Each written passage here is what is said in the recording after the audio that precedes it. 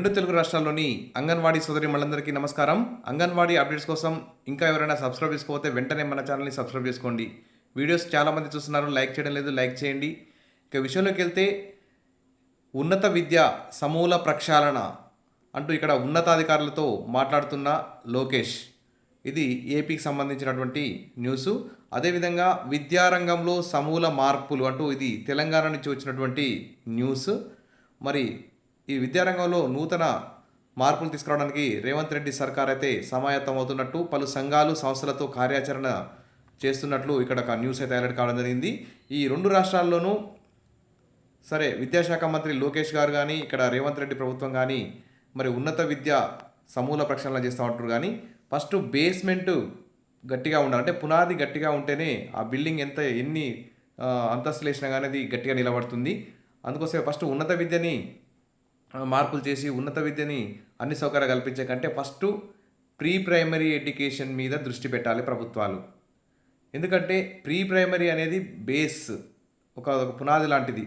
First nursery క్లాసులు మంచిగా చెప్తే, తర్వాత ఎల్కేజీ క్లాసులు మంచిగా చెప్తే, యూకేజీ క్లాసులు మంచి చెప్తే విద్యార్థులకు ఏబిసిడీలు కానీ ఆల్ కానీ 1 2 3 కానీ ఇవన్నీ మంచిగా వంటబట్టి వాళ్ళు మంచి క్లవర్స్ అయ్యే అవకాశం ఉంది. అందుకోసమే ఫస్ట్ ప్రీ స్కూల్ని డెవలప్ చేయాలి. నర్సరీ ఎల్కేజీ యూకేజీని బాగా డెవలప్ చేయాలి. విదేశాల్లో అయితే ప్రీ స్కూల్ టీచర్లకే అసలు కాలేజీ యూనివర్సిటీ టీచర్ల కంటే ఎక్కువ జీతాలు ఇచ్చేటువంటి పద్ధతి ఉంది. కానీ మన దేశంలో ప్రీ స్కూల్ వాళ్ళని చాలా చిన్న చూపు చూస్తున్నారు. అంగన్వాడీ టీచర్లు కానీ నర్సరీ టీచర్లు కానీ చాలా చిన్న చూపు చూస్తున్నారు. వారి వేతనాలు కూడా అతి తక్కువ ఉన్నాయి. అసలు నూతన జాతీయ విద్యా విధానం కూడా ఏం చెప్తుందంటే అంగన్వాడీ టీచర్లకు కానీ ప్రీ స్కూల్ వాళ్ళకి కానీ ట్రైనింగ్ ఇవ్వాలి.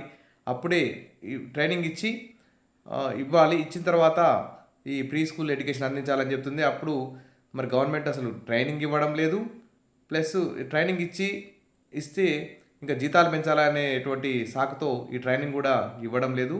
ఇది ఒక దుర్మార్గమైన చర్య.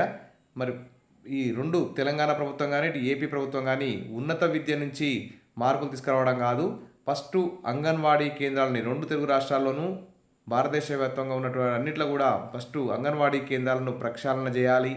అంగన్వాడీ టీచర్లు ఆయాల యొక్క వేతనాలు పెంచాలి.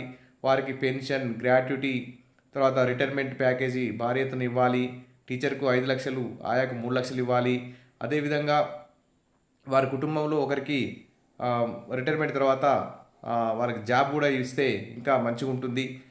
అదేవిధంగా అన్ని సౌకర్యాలు కల్పిస్తే అంగన్వాడీ కేంద్రాల్లో టీచర్లు అయితే మంచిగా పనిచేసి పోషకాహారాన్ని అందిస్తారు, ప్రీ స్కూల్ అందిస్తారు. కాబట్టి రెండు తెలుగు ప్రభుత్వాలు ఉన్నత విద్యపై కాకుండా ప్రీ స్కూల్ అందించే అంగన్వాడీ కేంద్రాలను డెవలప్ చేసి అంగన్వాడీ టీచర్లని ఆయాలను కూడా ప్రభుత్వ ఉద్యోగులకు గుర్తించి అంగన్వాడీకి వచ్చే చిన్నారులకు మంచి విద్యను మంచి పోషకాహారాన్ని అందించే విధంగా మరి ఐసిడిఎస్ శాఖకు బడ్జెట్లో భారీ ఎత్తున కేటాయింపులు చేస్తే మంచిగా ఉంటుంది. అప్పుడు పునాది గట్టిగా ఉండి మరి అక్షరాస్యత పరంగా ఆరోగ్యపరంగా మన భారతదేశం ముందుకెళ్ళే అవకాశం ఉందని కోరుకుంటూ విష్ ఆల్ ది బెస్ట్. మరిన్ని అప్డేట్స్ కోసం మన ఛానల్ని సబ్స్క్రైబ్ చేసుకోండి. Thank you.